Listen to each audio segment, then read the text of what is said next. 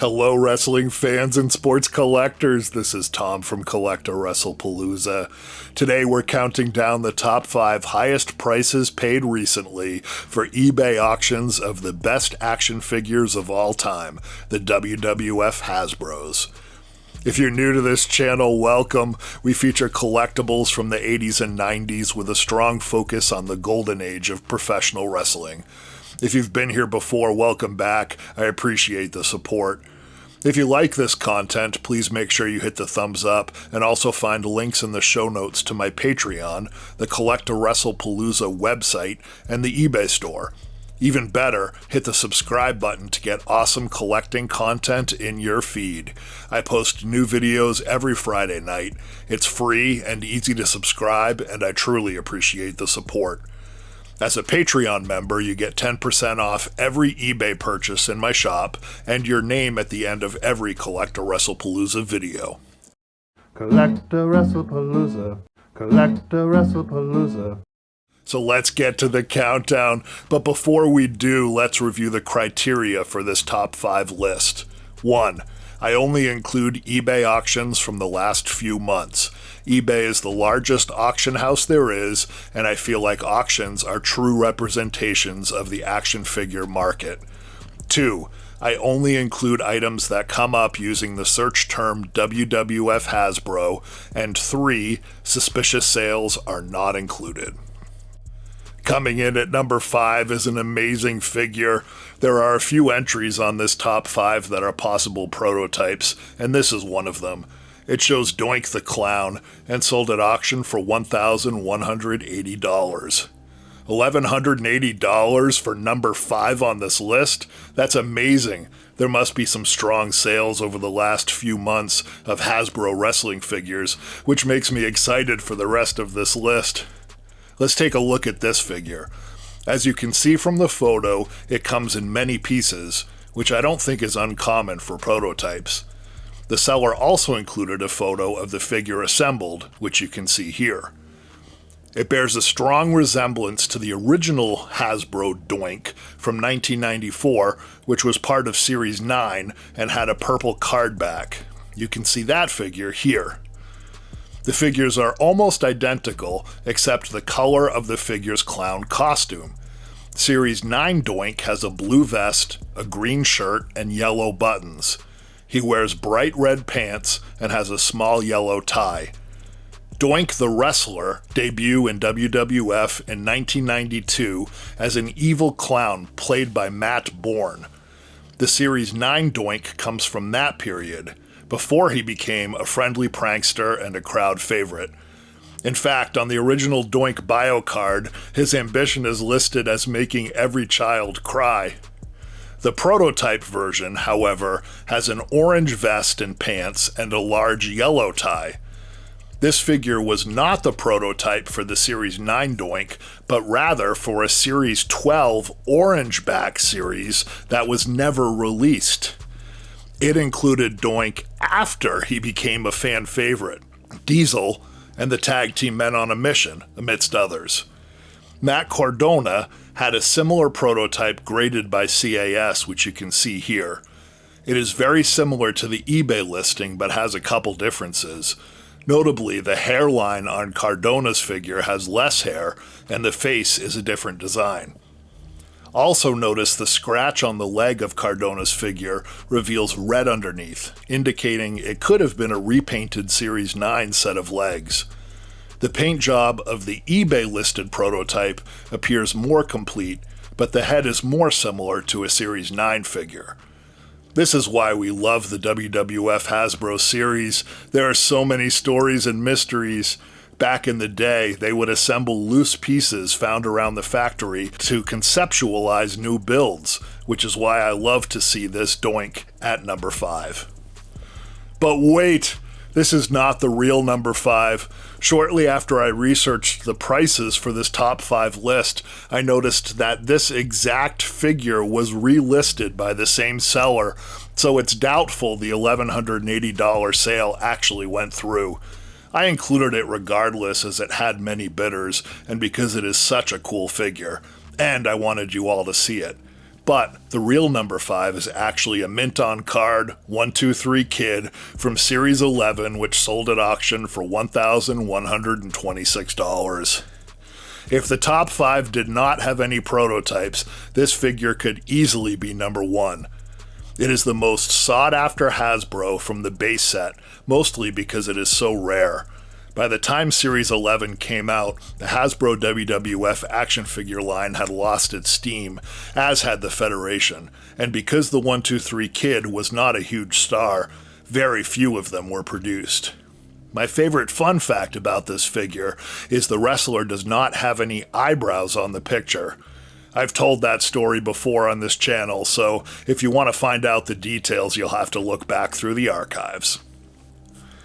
Number 4 this week is one of the specialty figures from the Hasbro line, the mail-away Hulk Hogan, which sold at auction for $1,430. Hulk Hogan was included in Series 1, 2, 3, and 5 of the Hasbro WWF action figure line. Each one has a different pose, but they all feature his trademark yellow attire, except this one. The mail-away has the same sculpt as the Series 3 Hogan, but has the red attire from WrestleMania 9 when he defeated Yokozuna in 22 seconds in one of the worst finishes to a WrestleMania ever, at least in my opinion. This one is still in the original baggie. It is believed that less than 3,000 of the mail-away Hogan were ever produced, and apparently it was offered as a promotion through WWF Magazine. Viewers, do you have any recollection how someone would get this Hogan figure back in the 90s? If so, leave a comment and let us know. I'd love to hear some stories. Number 3 is an Undertaker action figure, which sold for an amazing $1,727. This was an interesting eBay listing. Notice the ruler in the background. The same seller also sold number 2 and number 1 around the same time, which were also rare figures. This may have helped provide credibility to the listing. The seller describes this Undertaker as only a 1991 figure, nothing special. I, however, think it's a mail-away, which is why it sold for so much. The mail-away is based on the 1993 Series 8 figure, but I don't know what year it actually came out. It could have been 1991. The reason I say it is based on the Series 8 is the mail-away came with a cloth jacket, like the Series 8 red card figure. But the sculpt of all the Hasbro Undertakers is the same. The only distinction to tell for sure is the color of the figure's hair and beard, seen here. It is a light brown color. The Series 8 figure has a dark brown beard, seen here. And the Series 4 Undertaker had more of a reddish beard, seen here. This is quite a leap of faith for someone to drop $1,700 without knowing for sure if it's a rare mail-away. They must have been quite confident based on the pictures. What a cool sale.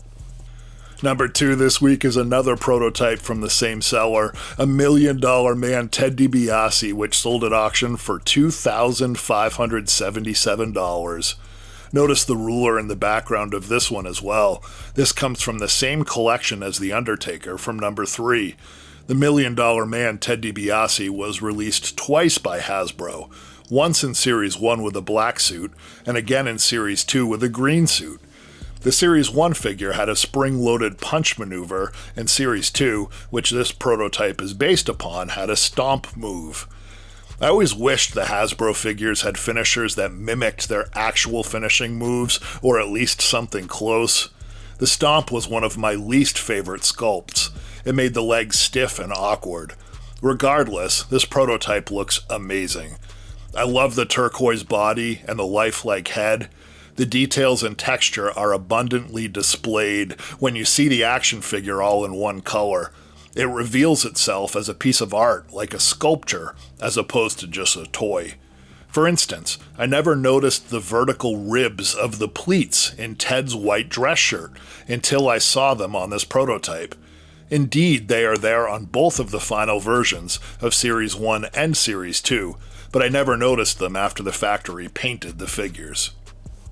And number one this week is another amazing prototype with an interesting story. A loose Hasbro Bret Hitman Hart sold at auction for $5,813. This was another figure from the same seller with a vague description. The listing only states that it's a 1991 Series 8 figure. So why is this one rare and valuable? Is it a mail-away? Well, no, it's not. The mail-away figure has pink glasses. This listing does, however, resemble the Series 8 red card Bret Hart. But that was released in 1993 and only sells for a few $100s, even carded. What makes this one different? Well, we know it's a Series 8 because of the silver glasses and the design of the figure's tights. But take a look at the elbow pads and the wristbands. By the time Series 8 rolled around, Hasbro had begun cutting corners on a few of the figures and designed Bret with pink elbow pads and wristbands, arguably to reduce the painting time in production. The Series 4 Bret has black elbow pads, but also has pink wristbands. This prototype has black elbow pads and white wristbands. A couple of other small details were removed from the final version of Series 8. Notice this Bret's boots have stars on the side and black stars on the back of the tights. These details are not included on the final Series 8 release, again arguably to cut costs and production time. So where did this figure come from? I feel like I've heard Matt Cardona talk about having a white wristband Bret with the stars.